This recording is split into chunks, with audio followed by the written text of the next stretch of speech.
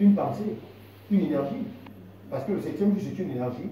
Le premier jusqu'au sixième jour, c'est une énergie qui a pu jeter les différentes formes. La forme du premier, deuxième, troisième, quatrième, cinquième, sixième. Mais tu as fait au même élément. C'est pourquoi on ne cite pas 1, 2, 3, on dit Règne 6, 6, 6.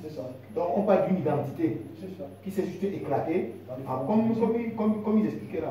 Mais comme, regardez même les moments, vous allez voir même que lorsque l'enfant se forme dans le ventre de la maman, au départ on a un amas. Voilà, on a un amas. C'est cet amas qui à un moment donné va s'éclater sur plusieurs formes. Le bras, la tête. Exactement. Et au départ on a le même exactement. On va te dire qu'à 9 mois, il s'est formé. À 9 mois, il s'est formé. On a fait le même individu, non? Qui prend les différentes formes. Les différentes formes. Et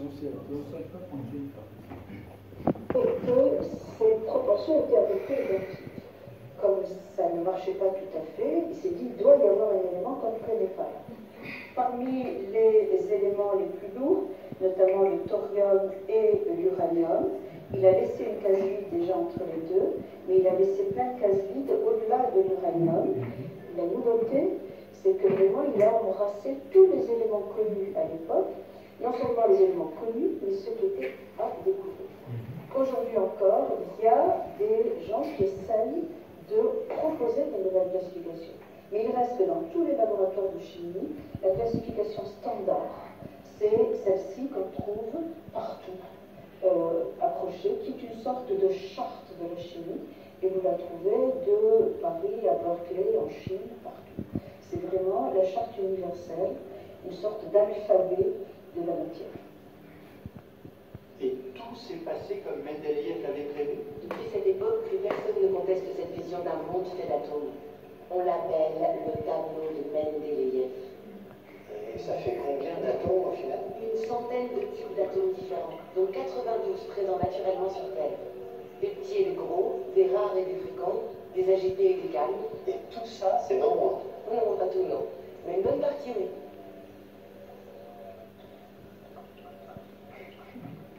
Celui-là, par exemple?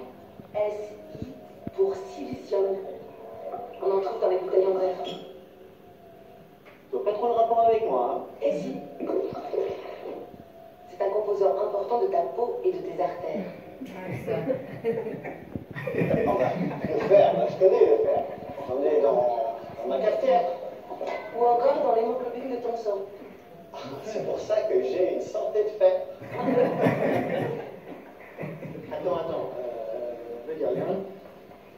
C'est comme carbone. Bah, on peut tout faire avec ça. J'avais bien dit que j'étais exceptionnel. Désolé mon vieux, mais chez toi c'est pas des diamants. C'est plutôt ton cholestérol. Ouais, bien, vous voyez bien comment ça explique bien la tâche entre ce qu'on il a dit un truc qui m'a beaucoup intéressé. Il a dit qu'il y a 100 types d'atomes. Et que sur la Terre, il n'y a que 92. Ça veut dire que les 8 autres sont. C'est encore. Parce que même les 100, plus loin dans la vidéo, on verra bien que même les autres viennent du principe. Oui. Donc ça nous amène à comprendre clairement que tout le monde est tiré de. Tout est tiré de l'univers. Tout est tiré de l'univers. C'est quoi? C'est la prise pH? Les signes. Non, c'est bon. En fait, c'est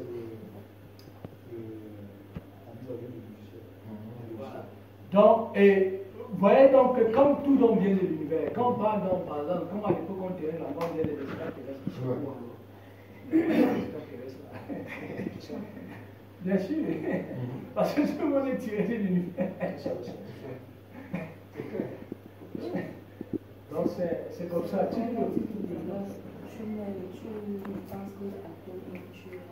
Mais tu es atome.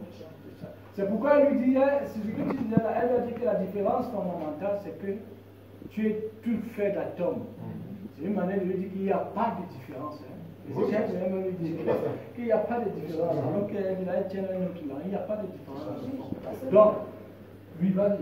Non, en fait, parce que je sais par rapport à ce passage, parce que lorsqu'on essaie de rentrer dans nos pensées, dans nos préoccupations, nos inquiétudes, ça ne relève que des éléments. Bien sûr, parce qu'on est tiré de l'univers. Bon. Mais ce que lui veut te dire, c'est que quoi? Le monsieur, lui, il dit plutôt que je pense dont je suis. Il dit c'est pas un cafetière qui a dit ça. C'est bien un humain. Ça veut dire que l'humain est différent de la cafetière. C'est là où la dame lui rappelle donc ce que Franck est en train de dire. Que dans le fond, il n'y a pas de différence entre vous. Mais la preuve en est, pour en revenir à ce que tu dis. Quand vous voyez un poisson dans la mer, tous les désirs du poisson, ça va de là. Non. Quand vous prenez un animal en forêt, il a des pensées là, est-ce que ça vient de là? Non. Ça veut dire l'humain qui est tiré de l'univers, est-ce qu'il peut avoir des désirs qui vont au-delà de l'univers? C'est impossible. Donc même quand il dit Dieu, c'est celui qui parle de l'univers.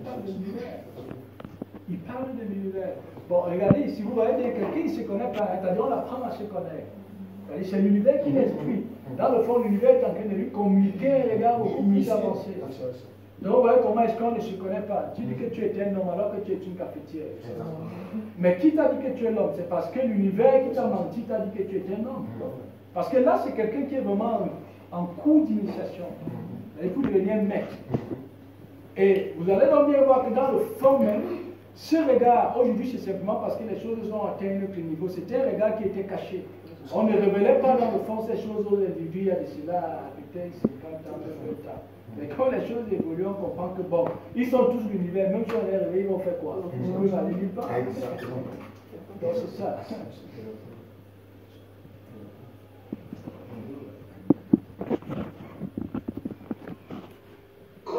J'adore le freux. J'en ai dans mon corps, non? Ah non, c'est bien trop rare, mon Dieu. C'est du francium. Aux dernières nouvelles, il n'en existe que quelques grammes à l'intérieur de la croûte terrestre. Une dizaine en tout. Bon, et j'en ai combien au total de cette collecte dans mon corps? Une vingtaine d'éléments chimiques. L'azote, l'hydrogène, l'oxygène, le potassium, le manganèse. Si je devais te décrire... Tu dirais que je suis un homme d'environ 40 ans, blond, bleu, nervif, intelligent, à qui on ne la fait pas. Moi, si je devais te décrire, j'utiliserais une autre formulation. Quelque chose comme ça. H 15750, N 300. Voilà, on va s'arrêter là. Comme on disait tout à l'heure, hein, c'est très important que dans le fond, les formules qui donnent la masse, c'est les codes.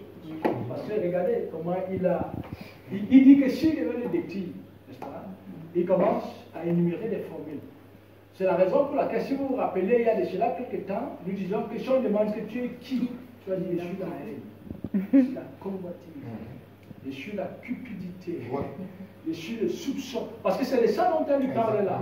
Parce que dans le fond, ce sont des caractéristiques, c'est-à-dire qui renvoient bien à la personnalité de Satan, la conscience universelle. Donc vous voyez qu'ils ont défini ça, c'est-à-dire dans le but de voiler aux gens dans le fond ce qu'ils sont. C'est-à-dire ils disent l'azote, l'oxygène, le carbone, alors que dans le fond ça renvoie bien à la même énergie. C'est pourquoi je me rappelle une fois quand j'avais dit à un policier à la frontière de Vauclès, si on demande, dis que tu es la haine, tu es la convoitise, parce que c'est ce que tu es en réalité. Parce que quand on parle du nom, le nom renvoie à quoi? Mais ça renvoie à la personnalité, ça renvoie à la structure identitaire d'un individu. Et c'est ça que la dame est en train de lui révéler là. C'est ça. Juste pas plus pour moi. 1250, CA65, P48, K13, S15, MA10, TL6, MG3, FE. On va réduire un être humain à une forme chimique. Tu connais vraiment rien aux hommes. La larme au coin de mon œil, c'est des atomes, ça? La larme au coin de mon œil, c'est du sentiment, ça, madame? La larme, c'est de l'eau. Donc plein d'atomes d'oxygène et d'hydrogène. Et en plus, c'est plein de sel. Donc plein d'atomes de chlore et de sodium. Il y a quand même une différence entre tous ces atomes et moi. Eh ben non. Regarde. Si on analyse ta bouteille de lait, on y trouve du carbone et de l'hydrogène. Et si on assemble différemment ces atomes, tu sais bien ce qu'on a pu fabriquer. Oui, je sais. Ils mangent d'anorak. Et pour la cafetière, c'est encore plus simple, non? Tu vois? Eh ben dis donc, on s'amuse bien avec le recyclage. Ton poisson rouge, c'est pareil. Sauf que ça prendra plus de temps. Composé d'atomes de carbone, d'hydrogène, de phosphate, que des atomes. Lui aussi se recycle. Le vivant, donc, comme le non-vivant, tout tout se recycle. Quand même, j'ai bien un truc à part. Attends, vas-y. Un atome qui fait que je suis si particulier. Un atome qui n'existerait que chez toi. En fait, c'est où on peut comprendre que c'est une chose. Par exemple, quand vous voyez parce que ce sont les codes qui nous expliquent ce qui est fait là. Des métiers, voilà, des secteurs d'activité tels que la boulangerie. Vous voyez la boulangerie, à partir de la farine, on vous sort les billets soufflés. À partir de la farine. C'est la même énergie, c'est de ça dont tu parles là. À partir de la farine, on peut te sortir le pain. À partir de la farine, on te sort un tout petit gâteau. À partir de la farine, on te sort la bouillie de farine. La bouillie de farine. Même chose, à partir du bois, on te sort la table, on te sort la chaise. Ce sont que des codes. On te sort le lit, on te sort la porte. Donc, comme vous dites qu'à partir de cette énergie, il y a les humains qui ont été construits. Les humains, il y a les tables, il y a les gâteaux, les goûts, tout ça, ça renvoie la même énergie. Et aujourd'hui, on comprend que les gars, comme les faux coups,